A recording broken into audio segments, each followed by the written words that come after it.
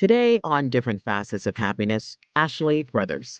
Ashley is a renowned expert in the field of shamanism, energy healing, and spiritual transformation. Ashley guides individuals on their journey of self discovery, helping them navigate the complexities of identity shifting, manifestation, and connection to their higher selves. We did experience a minor glitch with our recording, but this should in no way detract from the message that we are communicating. Ashley Brothers, up next. Ashley Brothers, again, welcome to the show. So glad to have you here. Thank you so much for having me. I truly appreciate it. Thank you. Thank you. Can you please share your journey and story into shamanism and what initially drew you to become a shamanic practitioner? Oh wow, that's a story. So I just sort of like a bit of background about me. I was sort of one of these people that was what I would call born awake, meaning my very first memory was an event that happened before I was born. I was basically about 17 or 18 years old when I asked my parents about the story just to validate it. But Hmm. I was basically explaining to them that my mother, who was diabetic, had passed out between this black chair and an ottoman, and how my sister and I were playing next to mom's body until dad got home. And I described what she wore that day, all the TV shows she watched, what she ate, the fact that we put Lincoln logs next to her body. I went into crazy detail. And my mom screamed, handed the phone to my dad, and asked me to explain what was going on. So I explained the story again.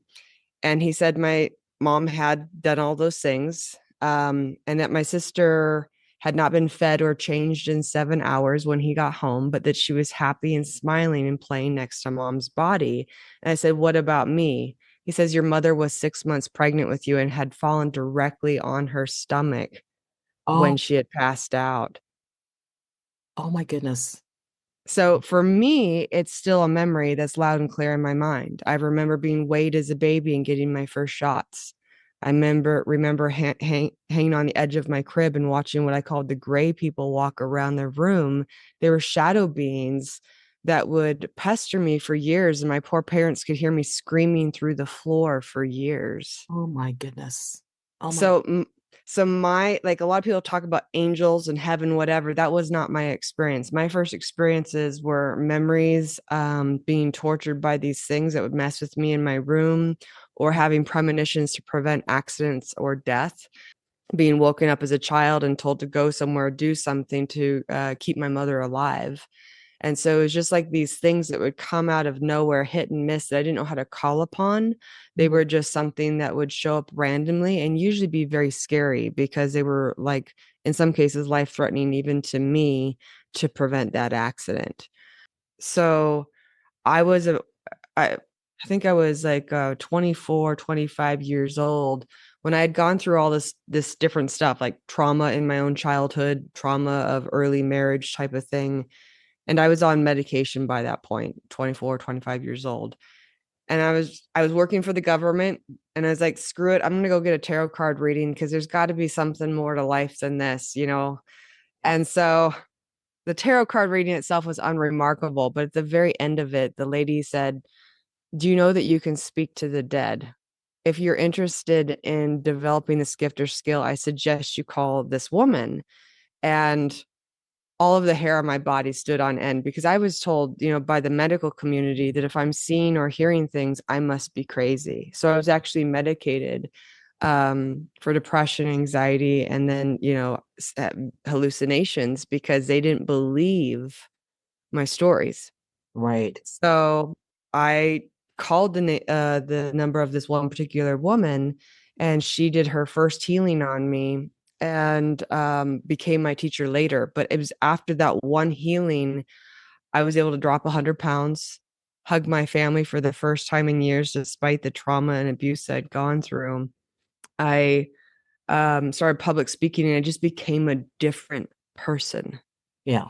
Yeah. And so for me, she was a shamanic practitioner. So for me, I'm like, I want to know what this woman knows, and I want to do what she does to help people because the medical community does not know how to deal with chronic conditions, either mental, emotion, or whatever. Otherwise, people would not be getting sicker as time goes on. they would be getting better. But we have all the medications in the world, all the surgeries in the world, and nothing's getting better. So I wanted to learn these ancient practices to figure out how do I be part of the solution so that people don't have to go through what I went through. Well, that actually takes me to my next question which is, how can being a shamanic practitioner benefit people in the world today? So, well, part of it is the ancient people understood sound and vibration. So they really truly understood like the monotonous beat of a drum, a rattle, or going into these altered states. Basically, I'm not talking about mushrooms or ayahuasca or drugs. You can induce an altered state through these monotonous beats, the sound of vibration or dancing, which puts the brain into alpha theta brainwave frequencies that we associate with relaxation, with intuition, meditation. And it's actually what neurofeedback specialists use to treat people for depression, anxiety, and PTSD. And so just the beat of the drums, that's like the original neurofeedback device, essentially, where they use sound and vibration to change the brainwave frequencies or the patterns that have been going on for years within people. You interrupt the pattern and you establish a new one strongly enough, the mind and body can heal itself. But within these altered states, these practitioners would look for ordinary and non-ordinary problems and solutions. And by ordinary reality, I mean, like, if you're in a toxic relationship, that thing needs to end. You're not going to feel better no matter what anybody does to you in Western or Eastern medicine. If you are in a toxic narcissistic relationship, or if you have a really bad diet. Yeah. But in some cases, there are things that we cannot see that are affecting people, whether it's attachment of somebody who's died and passed on and got attached to the person, that person might start having those negative thoughts, beliefs, or addictions of the deceased person attached to them. Or in some cases, when I'm scanning a person in this altered state, I Mhm. see cords between them and somebody else that is alive. And they're affecting them like an entity because this person is so toxic. It's changed what this person thinks, how they feel, what they believe, and all these different things. So I'm just looking at all these different things that are going on through these altered states, because that altered state allows you to use more than just your five senses to find problems and solutions. Very interesting. So, in your experience, what are the most common blockages to health and success that people encounter, and how can they overcome these challenges? So mindset is a big one. So trauma is a big one where people get stuck in fight, flight, or freeze for a very long period of time, and they start to have a dysfunctional default mode where they have negative thoughts, beliefs, emotions, habits, patterns, or behavior or coping mechanisms that becomes their personality. You do it long enough, it just really becomes your reality. Mhm. And so that type of thing is trauma is a big one. Toxic relationships, if you have a narcissist in your life or somebody who's abusive, that will destroy your health faster than anything else. Yeah. Because that type of person, like, people don't realize the power of proximity. If you have a high vibrational person around a low vibrational person, meaning they're mean or they're rude or they're negative in their speech and behaviors, this person up here will lower in mood, energy, and performance by a minimum of 30%. Now, part of that is because of the programming that this person is experiencing over here, but also too, your mirror neurons that exist in your body will try to sync up with that other person for better or worse, because we have this electromagnetic field that is so significant.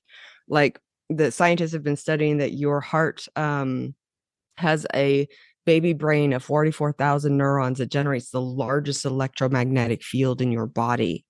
It is 40 to 60 times stronger than your brain and 100 times magnetically stronger than your brain. And Really? so, yeah, and so that field will go out several feet, whereas your brain only goes out a couple inches. So somebody with a really strong field, for better or worse, can actually not only change their own brain, they can change somebody else's. And so people go, why does everybody treat me like garbage? Why am I always a victim? If they have a victim mentality, they will emit a field that will make somebody treat them that way. Jeez. Well, that So interesting. It, so honestly. so so yeah. So that mental emotional part, like the thought is like the address you put into a GPS in your or the address you put into like a GPS device in your car. Yeah. The emotion you feel, which is 100 times stronger magnetically, it will fuel you to get there. And so a thought without emotion has zero power, but a thought, positive or negative, with an emotion behind it will be the power that is the filter through which you see, hear, feel, and experience life. You will either create unconsciously or consciously or attract Yes. whatever it is you focus on. So people who are sick or unhealthy or have just not happy, Yeah. they're often focusing on problems, Yes. negativities, worst case scenarios, and they're rehearsing them in their mind powered by an emotion. Yes. Yes. But people who are successful, happy, and healthy, they're focused on the positive. They're focused on best case scenarios, solutions, and opportunities. Right. And so they just have totally different mindsets, attitudes, habits, and beliefs. So to answer your question, mindset is a big deal. If you have trauma or toxic people in your life, you got to get that out. But also the poisons in people's lives. Yeah. It's incredible the number of poisons that have a synergistic effect that just by themselves are no big deal. But when it's in your hair care products, your makeup, your body wash, your shampoo and conditioner, your Dawn dish soap, or all these different things, you start to have an accumulation effect that wrecks your gut. And most people don't realize that 90% of your serotonin, oxytocin, and dopamine is produced by the healthy bacteria in your gut. Yeah. So you can have depression, anxiety, and panic attacks and all sorts of things because of the toxin load. So toxins, trauma, and toxic relationships are hands down the three top things that are messing with at least America, but probably the whole world. Yeah. Yeah. So, as a shamanic practitioner, can you share one of your most interesting experiences that you've had? Oh Lord, there's a lot of them. Um, well, in a oof. I mean, I have stories where I mean, I've had people, they've come to me and they'll tell me a story of what they think is wrong with them. And in some cases, my guides will be like, no, they actually asked their soul to be taken out and something else to be put back in. And so a lot of times people will, What does that mean? they will, they'll for cheap power, they think that they're calling on a guide or calling on something. They will do some sort of spell or ritual. A lot of people who are novices have no idea. They just pick up a book at Barnes and Noble and they start doing spell casting or what have you. And they will invite something into them and they don't realize they've just made a deal with something dark. And I've watched things flip back and forth between husband and wife. Their eyes will change color. They'll start speaking different languages, start hissing, and like all this weird stuff coming at me. Like it's like The Exorcist. So Well, I have multiple things where things will take over people, and I'll watch it in real time. Something either shift in their body or even a dark orb go into them, and all of a sudden they become something else, and it's like whoa. wow. So I it's sometimes it's quite scary because in some cases there's phenomena where things are moving or breaking or beetles and bugs are coming out of places. And so I've had to deal with some really dark stuff and curses and you name it, just Well, crazy stuff. well, Um well, the show is about happiness, so we won't go down that path. Right, yeah. But in terms of positivity, though, there's often times where like my guides will see something that once it's corrected, they have a totally different life. And so that's one of the things that I love, that they'll either identify as something like a problem that a doctor missed, so like medical mediumship, Yeah. or just calling back um pieces, essence of their consciousness they lost as a result of abuse, trauma, neglect, and they go on to have a totally different life. So for me, those are the most beautiful ones, is where they just needed somebody to basically call their soul back, their essence back, and sort of in some cases call back a piece of them that hasn't existed yet. Like I'll ask, who or what do you would you like to become? What do you want to experience? And I will look for energy or consciousness that will infuse the rest of them with a vibration that puts them in alignment with that. And when I see people heal from some of the worst trauma, going from being bedridden and incapable of moving forward to having totally different lives, that to me is just amazing. Like I've had people who are try to commit suicide, and they were living with their family, couldn't work, and then within a couple months they were totally different people, had their lives back. And so it can be that dramatic of a shift. Yeah, and when especially with someone with chronic pain, it can help shift them, remove the chronic pain, and set them on the right path. Course correct Yeah. them. Yeah. Yeah. Oh, and, that's and sometimes, like I said, it can be just as simple as that, and other times I'll be like, I'm sorry, there's an ordinary reality thing that you have to do here, and that's like get out of that horrible relationship, yeah, or stop this one thing or add this one thing, you know what I mean? But oftentimes there's a lot that I can do just to even make them willing to do that, yeah. Wow, you wow. know. So, in your experience, what role does spirit guides play, or do spirit guides play in helping people with the healing process?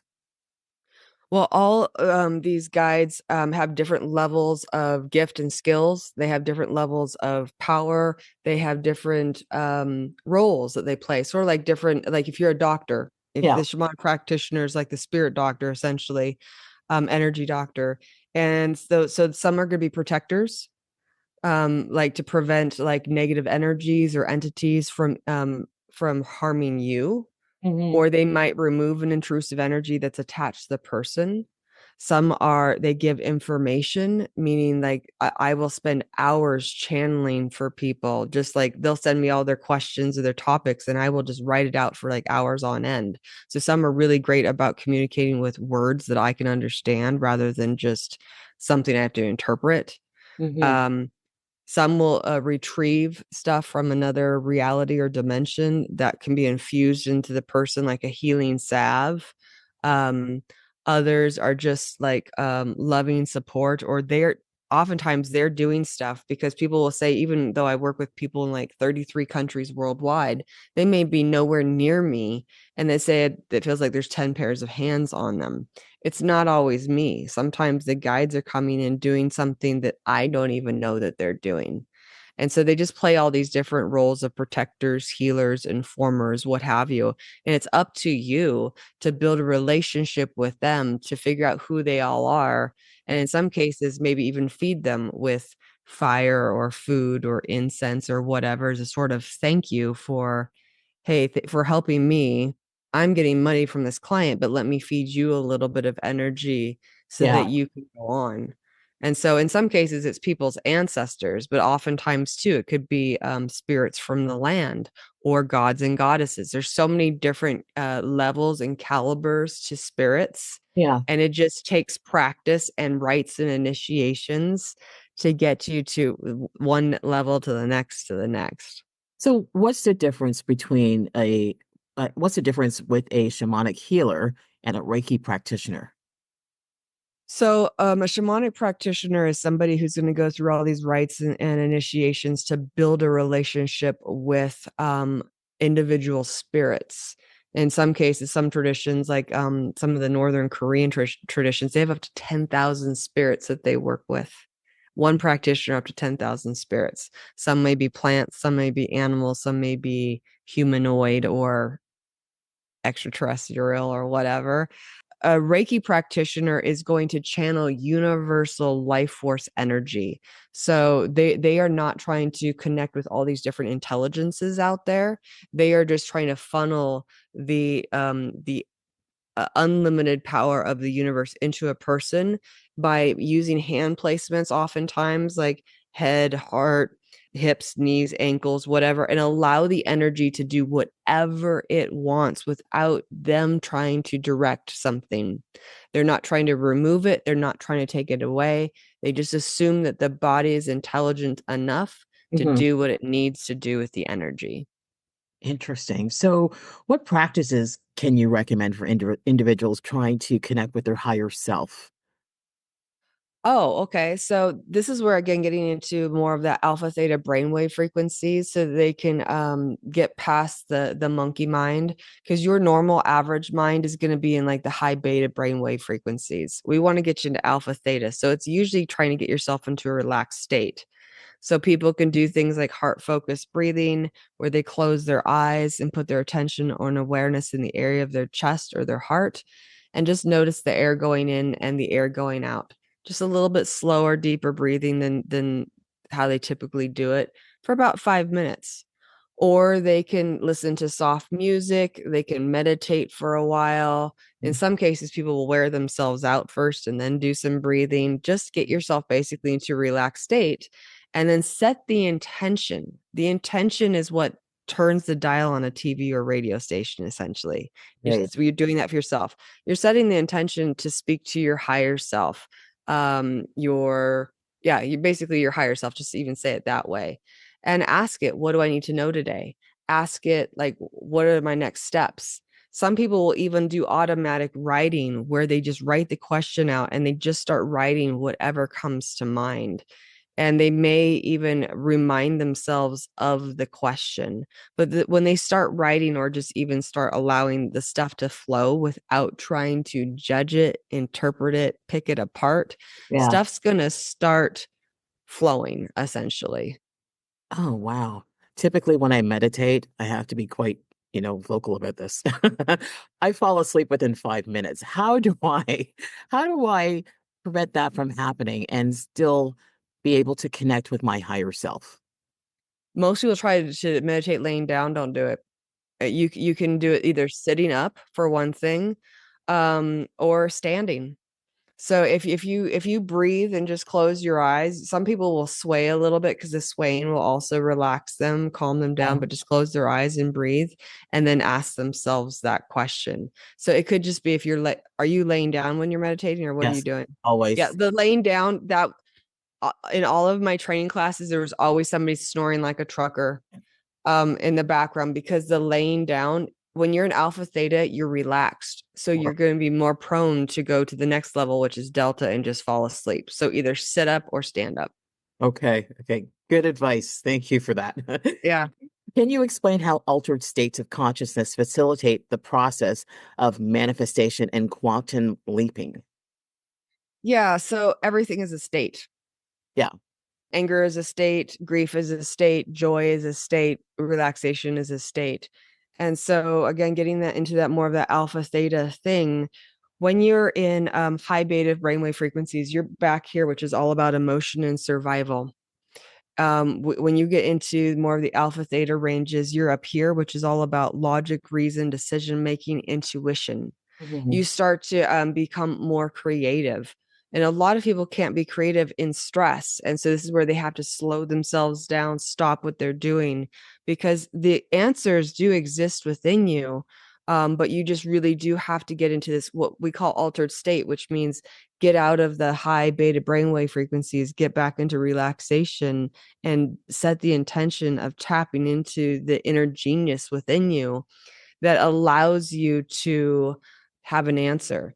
Now, you can program your reality by focusing on a vision of the future that you want and how happy you would feel having that thing. So, for instance, as somebody, artists and athletes, they rehearse the win. They will find that they're rehearsing in their mind over and over again the outcome they want and how happy they would be having that experience. And so the same parts of Just to interrupt you for a second. So aside from meditation, is it just to get into that state, the process, is it just a matter also of chanting?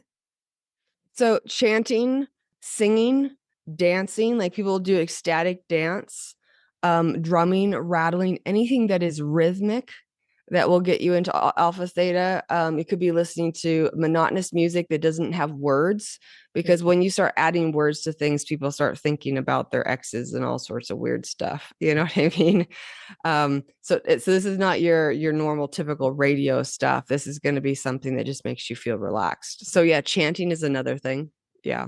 Okay. And what practical steps can individuals take to clear negative energies or influences in their lives? Well, if it's a human that's negative, you have to learn to have good boundaries. You may just have to say no to people. And if a person is the habit of having a history of trauma, they may end up being people pleasers, where they keep toxic people in their life Mm, just to stay emotionally safe, or just because they're used to it. So getting rid of negative people from their life is one thing. Get rid of clutter.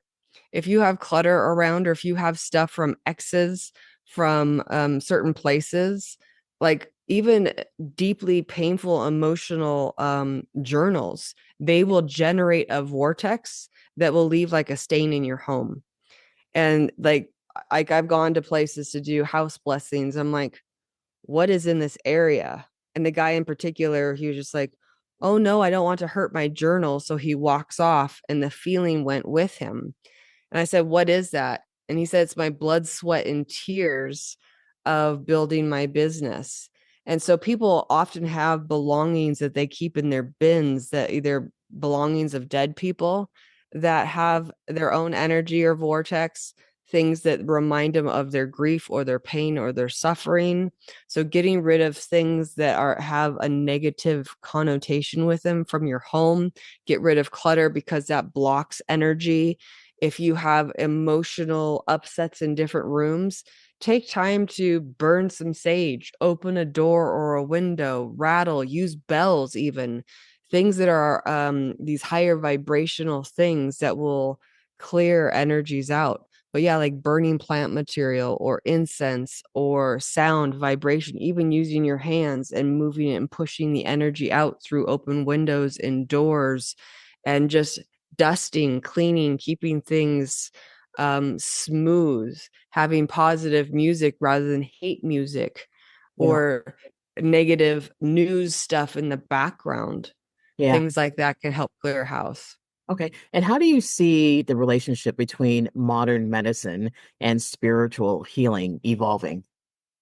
Oof.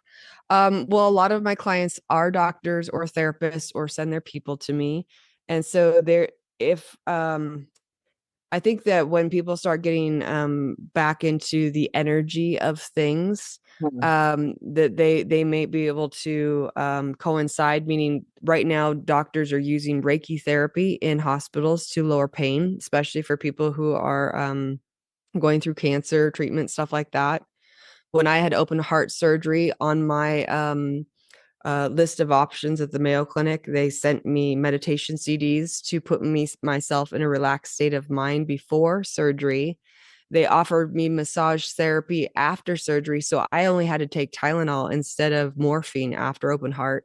They would use sound or light therapy to relax a person, because if you're relaxed, your body will heal better than if Yeah. you're in stress state that burns up your internal resources to heal. So I have a feeling that they'll be able to find ways to help manage chronic conditions better, and allow Western medicine to do what they're good at, which is trauma, acute breaks in legs, Yeah. car accidents and things like that, and allow these more chronic conditions to heal by accessing the body's own internal intelligence or wisdom to heal itself. Yes. So you said it earlier, there's an awakening, there's a shift. Yeah. Yeah, definitely. So let's talk about the power of words for a second. How do you define the power of words, and why is it significant in the context of reality creation? Ha. I just to get a little biblical here, they talk about in the beginning was the word, and then they said, let there be light. So light wasn't the first thing that existed, it was vibration. And a lot of people don't realize that what they say to themselves or others acts like a spell, especially if you have enough emotional intensity and repetition. And something I had said to myself many years ago when I was 17 in a distraught state unconsciously played out for the next 25 years. Mm. And because it was so powerful and strong, it just sort of rippled out there. And so when people have positive speech and emotions that go with it, they will actually generate a field that brings synchronicities. In fact, people, they don't even have to open their mouths. People are like, I don't know who that person is, but they're bright and shiny. I want to go talk to them. Yeah. Versus somebody who has negative speech, either internally or externally, people are like repulsed almost by people who are gossiping, saying negative things, or have like victimy language or abusive language. You're going to cut off your opportunities and stuff. But just by speaking stuff again with emotional intensity and repetition, you are programming yourself and the environment to put that in your path. So I'm just about to ask, because there's something that you just said that triggered another question. What role does affirmations and incantations play in shaping our experiences, and how can individuals use them effectively? So this is again where the emotion has to match the speech, Yeah. because the speech with no emotion behind it has no power. And that's why a lot of affirmations don't work. People don't believe them. Mm, You have an incantation is where somebody says something like, I am a leader of leaders, I am a whatever, and they're saying it over and over again, and they are infusing it into their subconscious mind.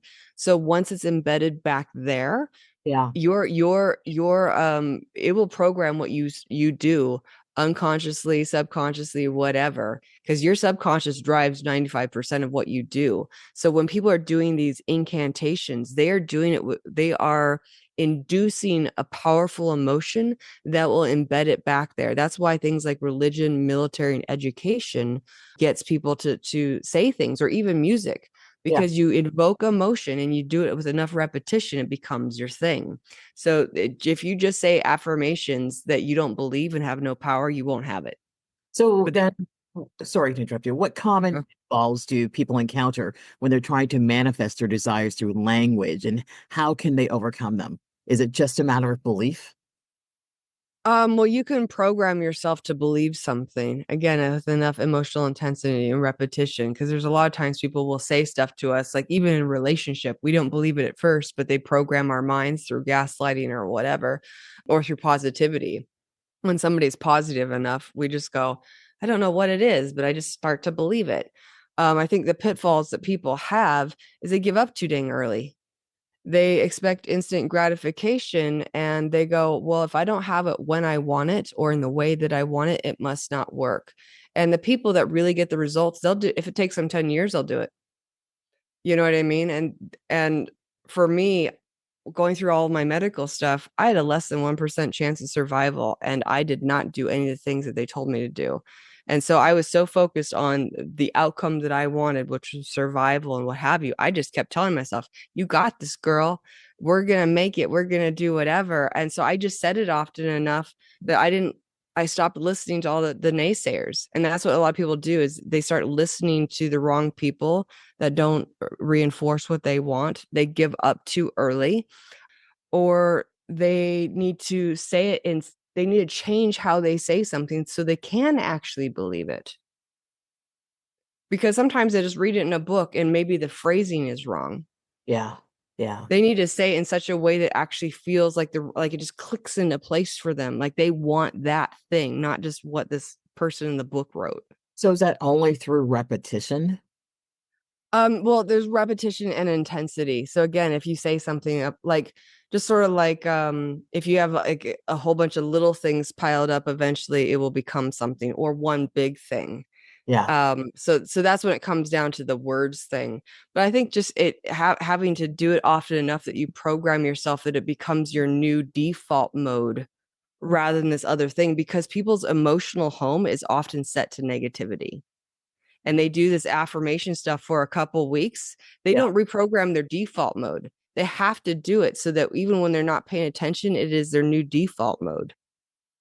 Ah, that's interesting. So, can you explain the difference between quantum jumping or leaping and manifestation techniques? They're often very similar. The quantum jumping aspect is again where you are programming yourself. A lot of times people will spend multiple hours a day. This is not just like you are going to go do a 1 hour meditation and then go back to the same thoughts and belief system that you had before you sat down. That is one of the biggest problems that people have with actually manifesting anything, is they feel good for about an hour when they sit on their bed and they meditate, but Yeah. their mindset hasn't changed, their habits haven't changed. Quantum leaping is when you go, okay, future version of me, I'm going to go tap into all the multiverse where there's so many different versions of me, and I want to know, I want to connect with the version of me that has the life I want, and I want to ask that version of me what I need to start and stop doing to become that person. And that version will often advise you, like, you need to start this or you need to stop that. Sort of like me, my the version of self's like, you, when I was going through the healing crisis, you have to stop eating all these things and do this over here. I turned off a terminal disease, seizures and strokes myself through these things. And I leaped into a different reality that they said that it was impossible. 40 doctors, 3 different states said it was impossible. And I was like, I don't believe that. And so I was so focused on this version of me, and I listened to what that version did. And so part of quantum leaping or manifestation, the part that people miss is the action step, because there are some things that are small that we can manifest, like a stranger giving us money or something coming to the mail. That's a small one. But in some cases, that quantum leap requires an action from us. And Yeah. people are sitting on their couch hoping something different will come to them, but they are unwilling to make that step that could be something small that just obliterates their current life situation and creates something new and Wow. beautiful and powerful. So, how does the concept of multiple timelines relate to quantum jumping, and how can individuals navigate these possibilities? So again, it's like focusing on so it's where attention goes, energy flows. Yeah. And so like if you think about the double slit experiment, you can have like all these multiple possibilities, but whatever you focus on, again, with enough intensity and repetition, and match your words and your actions with it, that will become your new momentum tunnel, your new timeline. And so a lot of times people will be focused on the negative, and they're like, why did my life turn out this way? See, I knew it. Well, they just self-fulfilling prophecy. But then Right. you have others, like you have trauma, doesn't matter, because there are a lot of people that came from like the worst situations, whatever. This person uses a reason not to move forward in life, and this person used it to motivate them, to propel them forward. The person that was successful was so focused on their vision to the exclusion of everybody else. All the challenges, all the adversity, all the naysayers, it said, screw it. I don't even care who says it's possible or probable. I am self-generating my own motivation, my own self-discipline, whatever. They are this self-contained unit, and they may attract people around them that believe in them so much that they help them. But Hmm. this other person is just, they're not going to do all those things. They're waiting for the outer world to change before they change, versus this person who's changing themselves and actually not listening to all the people or things that are in the way. So these multiple timelines are whatever you focus on, with Yeah. almost like your thoughts are like a seed that you plant. If you abandon that plant, it's going to die.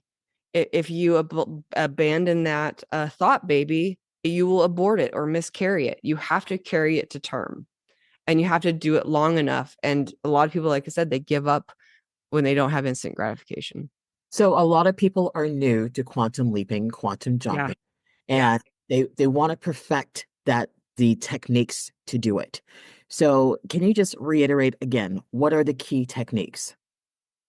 Well, first of all, know what you want and why. The why has to be strong enough that you don't give up when you encounter adversity or challenges, because a lot of people go, oh, the universe doesn't want that. I'm like, no, that you might be actually on the right track and see more adversity when the closer you get. So know what you want and why. Ask yourself maybe what you have to start or stop doing to have that, and get in the habit of positive auto suggestions incantations that reinforce it. Write down your goals, write it down what you want, because that's programming your subconscious mind. Visual Look at your list of what you want every single day. Remind yourself so you don't like give up after 2 weeks. Get yourself into an alpha theta state through relaxation or meditation. Rehearse the win and how happy you would feel doing that thing, and ask yourself, is there anything I need to do today to make this happen? If not, just move on with your day. But you have to, when you're done with that meditation, get up and expect that you're going to get that thing. Whether you expect that you get it today, or that if with enough faith, you will have it. Because you can either have faith in what you fear or faith in what you love, So because they're both invisible. completely agree with what you said. So don't focus on the outcome, because once you're focusing on the outcome of what you want to manifest, and a lot of people, as you said earlier, expect it to happen tomorrow, right? Just know that with that strong belief that you have, it will happen. Yeah, well, I mean, you can focus on the outcome, but not necessarily in the way that people think. Meaning, like, if you sit there and go, it's done already, versus it's somewhere into the future, it's a different thing. So if you're like, wow, I'm sitting down, I'm meditating, you're not looking at yourself in third person like you're watching a movie about somebody else. You're sitting down and going, I have my mate, I have my money, I have my life that I want, and I am happy. And you're sitting in that, and you're going throughout your day not only with the faith that it's going to happen one way or another, through you or through the universe, or both. But you're also, your attitude's better when you're walking out throughout the day. Like I said, a lot of people, they have their thought baby for about 10 minutes to an hour, and then they abort it as soon as they get up off the bed. Yeah. And then they start talking to all the people about how their life sucks. You can't do both. You have to have the lifestyle, the speech, the habits, the behavior of the healed version. You may have to, like, get rid of some toxic people in your life. You may have to end some habits, some lifestyle choices. It really is about becoming somebody else that has that. And you can't have negative speech and the same toxic habits or behaviors or people in your life. So part of that timeline jumping requires a different identity. So know what you want and why. What you have to stop doing to have it. Write down your goals or your dreams, your aspirations. Remind yourself daily, morning and before you go to bed. Meditate on that. Maybe when you first wake up, to start your day that way, and maybe like 10 minutes before you go to sleep, because that's when you're going to be programming yourself before bed.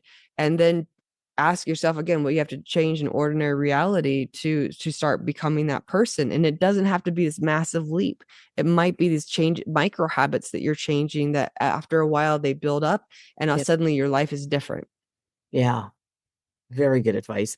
Finally, how does the concept of happiness differ across other cultures? And what can we learn from them and other societies' approaches to happiness? They all talk about gratitude.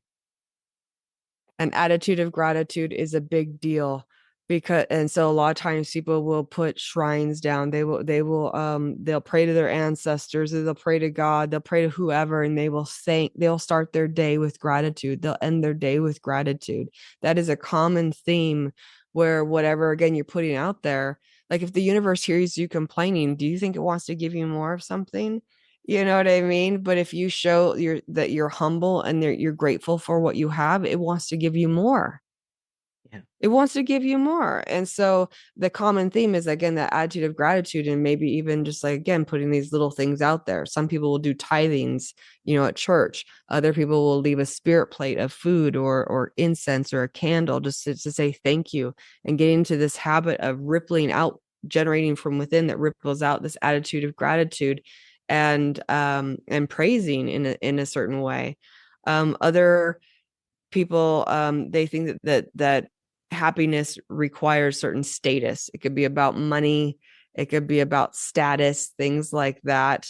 And so everybody's going to have their own definition, but it often comes down to true fulfillment and satisfaction, and that might be different from person to person. But gratitude and kindness and deep meaningful relationships All across the world, people believe in relationships, whether it's healthy relationships with family, Yeah. because people who are isolated often become depressed, anxious, and have addictions and all sorts of other things. So having healthy relationships is going to be a big deal.